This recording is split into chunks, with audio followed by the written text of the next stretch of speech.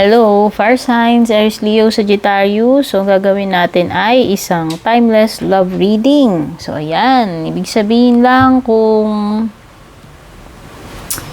kailan nyo makita, ibig sabihin kahit kailan nyo pala makita. No? Hindi naman po ito mag-expire. Wala namang specific na petsa. So, ayan. Pwedeng para sa'yo ito, pwedeng hindi. Ibig sabihin, this is collective reading, no? So, pwedeng tutugma, pwedeng hindi. At kung hindi pa po kayo nakaka-subscribe dito sa aking YouTube, please don't forget to subscribe, paki-like, and follow na rin po yung ating Facebook page, TikTok, and Instagram. So, tignan na natin, ano ba itong mga energies dito pagdating sa'yo tsaka kay person mo. So, this is two-way guys. Dahil ito ay love reading, pwedeng ang masasagap is energy ni person mo or energy mo. Bahala na po kayong mag-relate. No? Kung energy nyo ba yan o energy niya. Since kayo naman po yung nakakaalam ng love story ninyo. Sige. Kunin muna natin yung overall energy ninyo. Dito, itong overall energy ng relationship ninyo right now.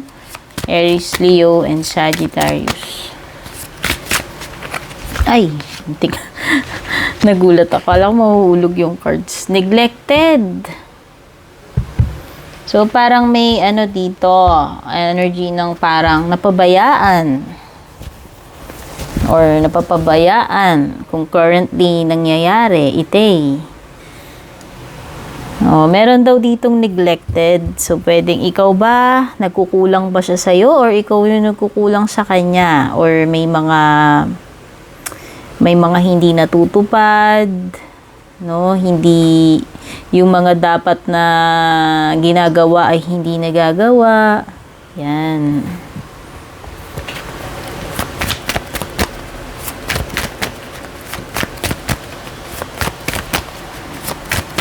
Kuha pa tayo.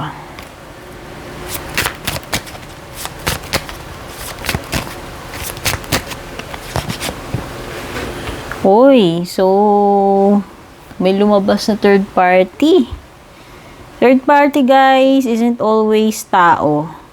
No? So, pwedeng anything na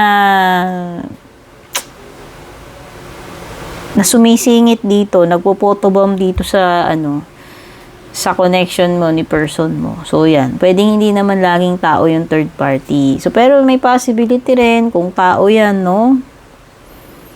Mahirap pag tao, no? So, third party, there were other things that got in the way. O, diba? There were other things. So, not necessarily person, no? Yung kalaban mo dito or yung photobomber dito sa relationship ninyo. Pero ang malakas energy is neglected. No, siguro nga, kasi nga, kung may shortcomings, kung may pagkukulang, yun, dun na, minsan dun, yun yung yun yung opportunity ng pagkasira ng relationship, dun papasok kung nilalagyan mo ng puwang. Pero kung wala kang lalagay na puwang para pumasok yung mga problema, edi wala, no? All is good. Ayan, kung lalo na kung hindi ganun katatag yung samahan ninyo, madaling masira kapag nakitaan lang or meron lang pagkukulang, alam mo yun, bumibigay agad, yan. So, kung marupok ganun. Pero kung matatag kayo, hindi basta-basta no? Space. Third party, space, and runner. Okay. Merong talagang energy na umiiwas na siya. Kasi nga, pwedeng may third party. No? So, naghahanap na lang to ng reasons para to get away with the crime. Kung syempre, kung siya yung may third party, kung siya yung guilty, of course, this person will find a way na makatakas dun sa krimen na ginawa niya, which is running. No? So, yan. Pwedeng iba sa inyo dito, meron ding nangangailangan ng space. No, need more time to think. No, actually, pwedeng nag-a-apply para sa inyong dalawa yan. No, pwedeng both of you kailangan nyo ng space kasi nga, kung meron na ditong reason ng pagkasira ng relationship, like a third party, magulo na eh. Ibig sabihin, magulo na yung sitwasyon yung dalawa. Kaya dapat talaga magkaroon ng time to reflect. What is the next plan? Ano ba yung mga susunod na, ano na ba, what's the real deal, ano na usapan ngayon, yun yung ano ninyo eh, yun yung dapat na ma-solve, ma-figure out. Okay, paki-clarify ang third party.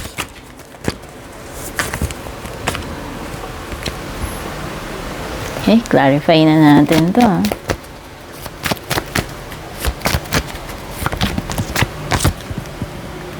Okay, third party. Nako, it could be a fire sign like you. No, Knight of Wands.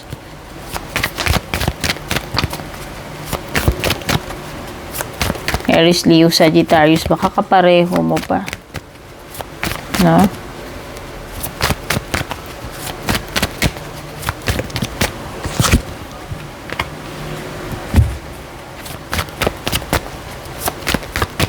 Okay, or pwedeng air sign, Gemini, Libra, Aquarius, no? So, yung merong Gemini, Libra, Aquarius dito, page. So, this is pwedeng someone who is younger. Pwedeng younger than you or younger dito sa sa person mo. And nakikita ako na merong determined itong person mo or itong third party na to continue itong connection nila. Okay? Nakikita ko may passion between them. No. And gaya nga ng sabi ko, pwedeng may air sign energy, younger. Okay, clarify yung space.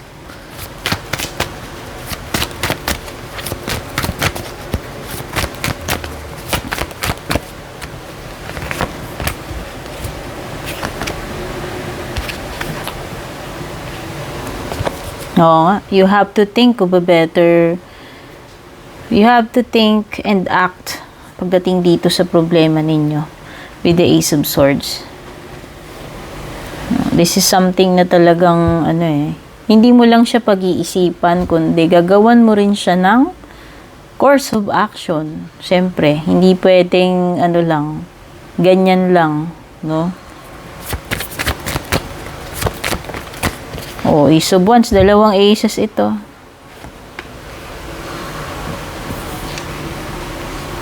Yes, kailangan ninyo talaga ng space.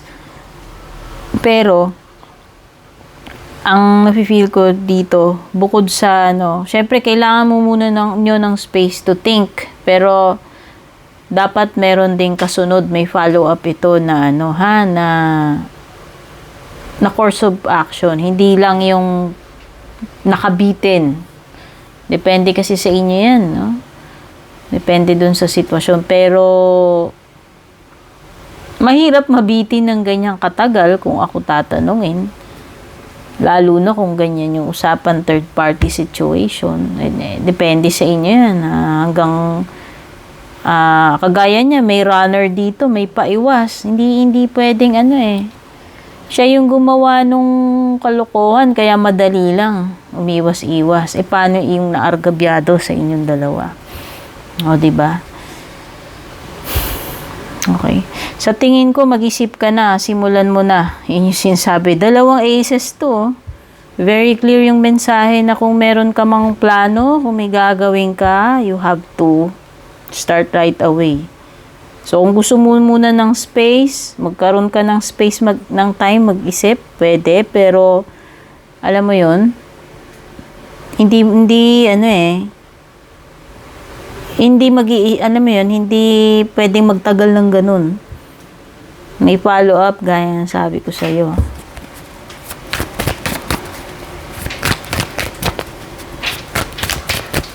Decision yan. You have to make, also have to make a decision with the Ace of Swords. And merong optimism with the Ace of Wands. Hindi ko alam kung ikaw ba ay umaasa ka pa ba, if ever, or para sa'yo ba, hindi pa totally goodbye. Ibig sabihin, pwede pang maisalba. Ayan. So, yun na may nafe-feel ko sa Ace of Wands. Pero, nakikita ko sa Ace of Swords, you have to think and act dito sa sitwasyon. Hindi lang think. Kailangan may sundot, may follow-up na action. Decision niya maliwanag, Ace of Swords.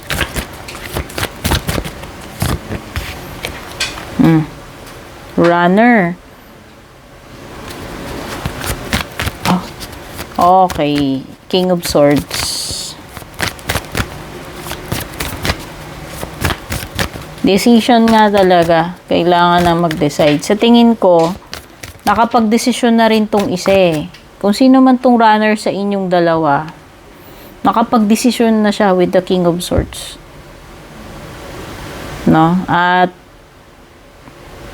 clearly, iniisip nito, person na to, yung pabor sa kanya. Yun yung maliwanag dito. Itong King of Swords energy niya is negative para sa akin, yung nararamdaman ko. Parang hindi iniisip nitong person na to yung kapakanan mo this time. No? Mas iniisip niya yung papabor sa kanya, para sa kanya.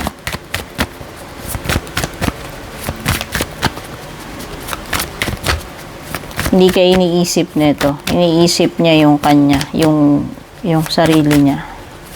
Kaya nga niya nagawa yan in the first place. No. I see someone leaving with the four of wands. Leaving na talaga to. So, kung nagsasama kayo sa isang bahay, meaning nagli-live-in or mag-asawa, pwedeng nag-decide na, nakapag-decide na siya na talagang aalis na siya, mag-aalsabalutan na siya. No, will live out of the premises na hindi na siya titira dyan. Yun na yung nakikita kong pupuntahan nito or napag-isipan nito, nakapag-decide na siya.